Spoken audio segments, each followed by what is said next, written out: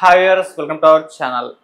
ప్రధాని నరేంద్ర మోదీ గారు ఆపరేషన్ సింధూర్ తర్వాత ఫస్ట్ టైం ఇప్పుడు G7 సమ్మిట్ లో పార్టిసిపేట్ చేయడానికి వెళ్తున్నారు. ఇదంతా కూడా 3 దేశాల పర్యటనలో భాగంగా అయితే ఆయన వెళ్ళడం జరుగుతుంది. మరి G7 సమ్మిట్ లో పార్టిసిపేట్ చేసినప్పుడు ప్రధాని మోదీ గారు అంటే భారత్ సంబంధించిన ఎటువంటి విషయాలు అక్కడ ప్రస్తావించే అవకాశం ఉంది.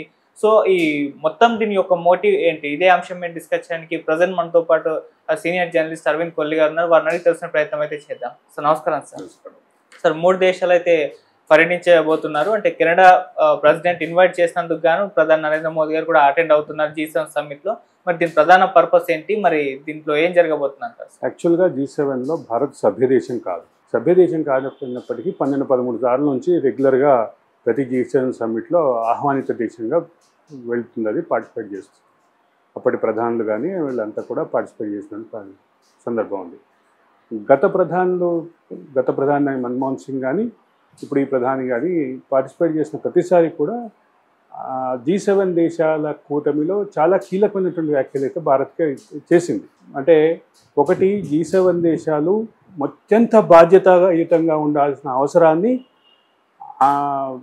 అంతర్జాతీయ వేదిక మీద నొక్కి చెప్పింది భారత్. మరింత బాధ్యతాయుతంగా ఉండాలి. ఎందులో బాధ్యతాయుతంగా ఉండాలి?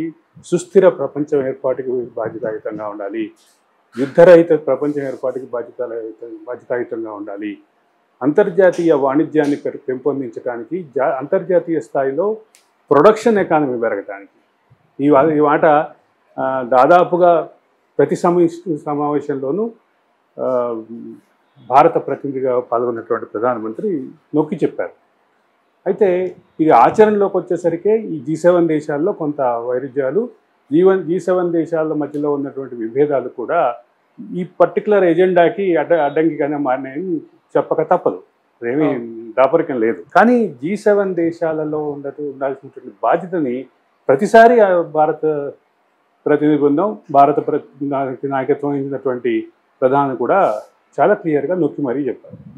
అయితే ఇప్పుడు వెళ్తున్నది చాలా కీలకమైనటువంటి ప్రపంచం దృష్టిలో యుద్ధాన్ని ఇనిషియేట్ చేశారని అపప్రద పొందినటువంటి భారత్, అది మేము ఇనిషియేట్ చేసినటువంటి యుద్ధం కాదు, యుద్ధం అనివార్యమైంది అనే విషయాన్ని చెప్పడానికి ఒక 55 మంది ఎంపీల బృందాన్ని 5-7 కొన్ని ప్రతినిధి బృందాలుగా చేసి వివిధ దేశాలకు పంపి అక్కడికి వెళ్ళి అక్కడున్నటువంటి యువ ప్రతినిధి బృందంతో కానీ, అదే సందర్భంలో అక్కడ రాజకీయ దౌత్యపరమైనటువంటి విధానాలను రూపకల్పన చేసేటటువంటి డిప్లొమాట్లు, అట్లాగే ప్రజాప్రతినిధులు, వీళ్ళతోటి తరచుగా ఇంటరాక్ట్ అయ్యి, వాళ్ళు కొన్ని రోజుల పాటు ఉండి తరచుగా ఇంటరాక్ట్ అయ్యి భారత్ యొక్క అంతర్జాతీయ విధానం ఏంటి, దౌత్య విధానం ఏంటి, వాణిజ్య విధానం ఏంటి, భారత్ ఉగ్రవాదం పట్ల ఏ వైఖరాలు అవలంబించబోతోంది, ఆపరేషన్ సింధూర్ని ఎందుకు ప్రారంభించాల్సి వచ్చింది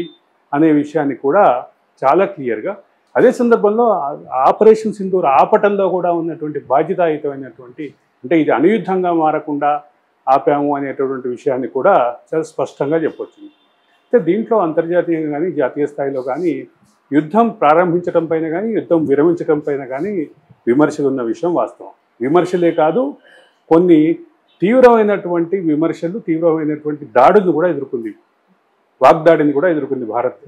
అయితే ఈ విషయంలో భారత్ విదేశాంగ విధానం, దౌత్య విధానంలో లోపాలు ఉన్నవి అనేటటువంటి వాదన కూడా బలంగా అనిపించింది. వీటన్నిటిని పక్కన పెట్టి, ఉన్నప్పటికీ లోపాలు లేవని నేనేమి సర్టిఫికేట్ ఇవ్వట్ల భారత దౌత్య విధానానికి, ఒక సమగ్రమైనటువంటి ఒక సొల్యూషన్ దిశగా వెళ్ళేటటువంటి పరిస్థితి కనపడింది. ఆ డైరెక్షన్లో వెళ్తున్నటువంటి క్రమంలో భారత్ ఎదుర్కొన్నటువంటి సవాళ్ళు, భారత్ సమాధానం సంజాయిషీలు చెప్పాల్సినటువంటి అవసరం కానీ, లేదా భారత్ యొక్క వైఖరిని మరింత స్పష్టం చేయాల్సిన అవసరం కానీ గుర్తించే ఆ 55 మంది యువ ఎంపీలతోటి ప్రతినిధి బృందం వెళ్ళింది.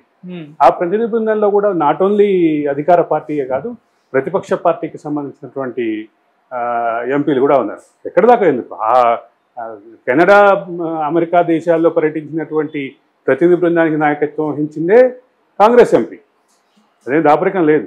అట్లాగే సుప్రియా సూలే ఉన్నారు, సుప్రియా సూలే నేషనలిస్ట్ కాంగ్రెస్ పార్టీ, అట్లాగే శివసేన ప్రతినిధి ఉన్నారు. ఇట్లా రకరకాల ప్రతినిధులు, రాజకీయ పార్టీలకు చెందినటువంటి ప్రతినిధులను వెళ్ళి చేసినటువంటి దానికి కొనసాగింపు. అంటే ఇప్పుడు అంతర్జాతీయ వేదికలపై తమ భారత్ వాదన వినిపించినటువంటి ప్రయత్నం చేసినప్పటికీ ఒక అంతర్జాతీయ సమ్మిట్ సందర్భంగా భారత్ వాదన వినిపించే అవకాశం మాత్రం ఇది ఖచ్చితంగా ఇది మొదటిసారని చెప్పాలి.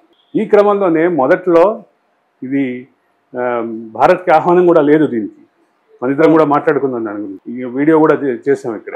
భారత్కి ఆహ్వానం లేకపోవటాన్ని పట్ల అనేక సభ్య దేశాలు, అనేక రెగ్యులర్గా తరచుగా ఆహ్వానితులుగా వెళ్ళే దేశాలు, వీటితో పాటు అంతర్జాతీయంగా ఉన్నటువంటి వివిధ డయాసుల నుంచి బాగా వ్యతిరేకత వచ్చిన నేపథ్యంలో కెనడా ప్రధాని స్వయంగా ఫోన్ చేసి ఆయన ఇవన్నీ పక్కన పెట్టేసి మీరు రమ్మని మోడీని ఆహ్వానించినటువంటి పరిస్థితి.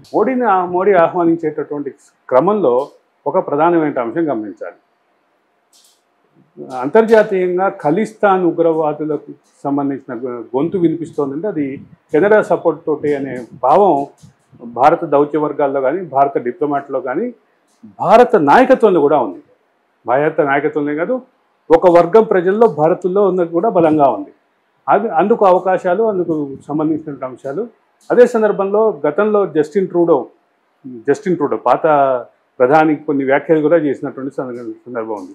కాబట్టి ఇంటర్నేషనల్ డిప్లొమాటిక్ రిలేషన్స్లో కొంత స్తబ్దత అవుతుంది, ఈ కొంత రప్చర్ కూడా ఉంది, కొంత ఘర్షణ వాతావరణం కూడా ఉంది. ఇది కెనడా భారత్ మధ్య.